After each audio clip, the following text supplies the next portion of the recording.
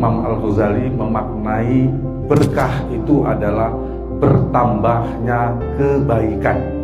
Diperdalam dengan bahasa Al-Quran bahwa keberkahan itu sejatinya bertambahnya kebaikan dalam kehidupan kita, semakin banyaknya kebaikan dalam kehidupan kita. Lalu wujud berkah itu apa? Bisa keberkahan itu dalam bentuk kesehatan, bertambahnya harta, bertambahnya rezeki, mendapatkan anak yang soleh, keluarga harmonis, suami soleh, istri soleha, tetangga yang baik, ketenangan hidup, dan lain sebagainya. Itu semuanya adalah wujud dari keberkahan-keberkahan. Nah, karena itu kita dalami secara singkat 5 tanda ciri-ciri kita mendapatkan keberkahan dari Allah. Ada 5 K. K yang pertama adalah ketenangan. Jadi kalau bertambahnya sesuatu pada diri kita membuat nilai ketenangan hidup kita semakin meningkat, itu tandanya berkah. Tapi kalau jabatannya semakin naik tapi semakin tidak tenang, kemudian hartanya semakin banyak tetapi semakin gelisah dan tapi semakin tidak enak, itu artinya tidak berkah. Yang kedua adalah kenikmatan. Kenikmatan apa? Kenikmatan ketika melakukan kebaikan dan beramal soleh.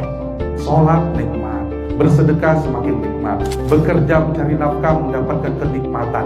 Itu ditandai dengan kenikmatan. Dalam surat Al-An'am 125 itu dijelaskan. Yang ketiga adalah keistiqomahan, konsisten melakukan kebaikan.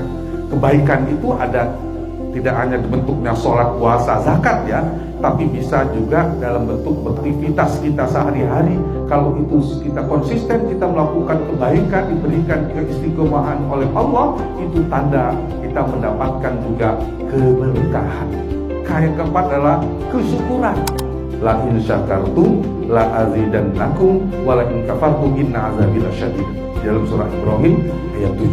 Jadi kalau orang yang bersyukur nikmat yang diberikan Allah, Allah berjanji akan ditambah nikmat-nikmat itu.